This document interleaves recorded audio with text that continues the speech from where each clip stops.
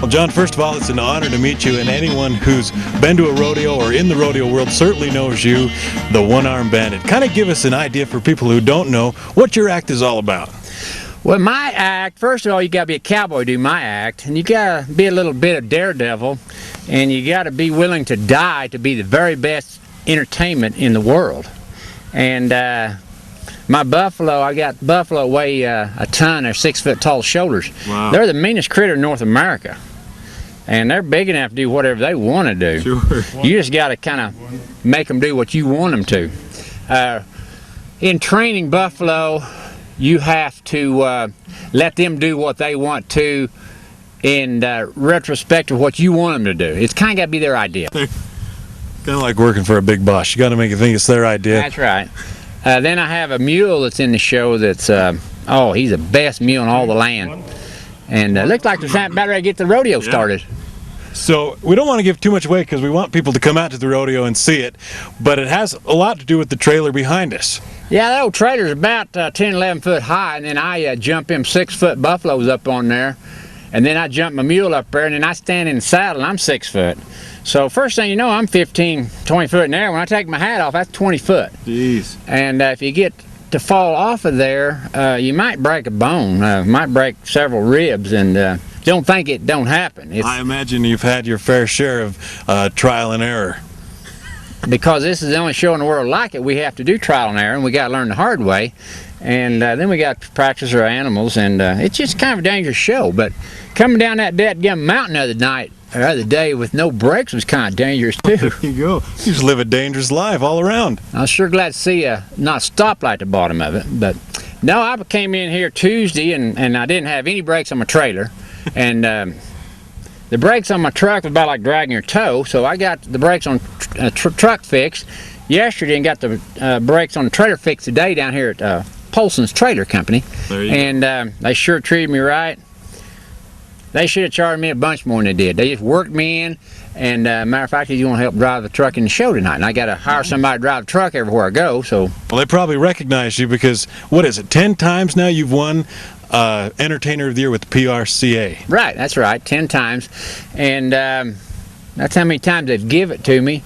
I've probably may have deserved it a few more times. Those old big steers I had in the show that had big horns like on my truck, they never did win. It was the Coriani steers and the Mustangs, and then the buffaloes are winning it now. Yeah, right on. But them buffaloes are bad dudes.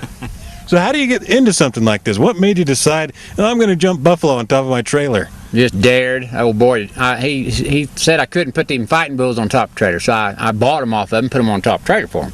And then it wasn't long, he said, well, you ain't never going to put no buffaloes on there. And so I bought 5 buffaloes off of him that was 4 years old, and 2 years later they was on top of the trailer in Rapid City, South Dakota, and I got his money again. So I think I pretty well shut him up, but dares, and how I got into business was my mouth. A little mouthy every now and then. I need to watch that. I told them their act kind of bland, and I told them it sucked actually, and they said, we'll just let you be the entertainment next year. So I came the next year and put them on a show, and I've been doing it ever since. Had to join the PRCA, and this is one rig. I've got another rig in New York, my son doing that show, and I got another rig in South Texas, and my daughter's doing that show. Wow. And I have another rig in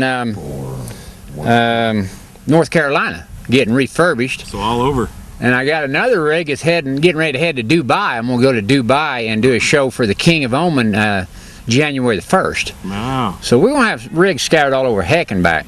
And this is really the most sought after act around the country, so why Logan? Now where'd you hear that at? I don't know, I just heard it as I walked up here. Oh, one-armed guy told him. Yeah, some one-armed man told me. Well, we have a heck of a darn good show, and our show comes with a guarantee. If you don't think my show alone worth the price of a ticket, and can convince my mama that, well, I'll give your money back. There you go. So not very many shows come with a guarantee like that.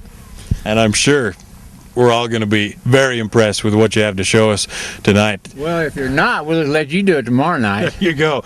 Yeah, I'll be trampled underneath the trailer and all sorts. So obviously, you know, One-Armed Bandit we can see, but is that just kind of your stage name? How'd you come up with that? Well, 1973, June the 12th, I was tearing down a house for my dad, and I shimmied up a 30-foot electrical pole and grabbed a hold of 7,200 volts. Ooh. And once you grab a hold of it, your muscles tighten up, and 10 seconds later, it burnt through my fingers, and I fell 30 foot to my death. And of course, it burnt my arm up, had to cut it off. Had to have mouth-to-mouth resuscitation to be brought back to life. And I was kind of a bandit before that, and then the one-arm bandit. So Name just stuck. you know, John Paine, people forget John Paine when I leave here, but they won't forget One Arm Bandit. Well, that's very true. So come out and see the One Arm Bandit. If you miss him, he's going to be all around the country. So look him up. Like I said, the most sought-after act around the country, 10-time PRCA Entertainer of the Year. This is a good act. You got to see it, and we sure appreciate you talking with us. One other thing, you've seen the daughter and you've seen the son. Now come on out here and the old man will show you how it's done. There you go. Thanks a lot. Appreciate you, partner.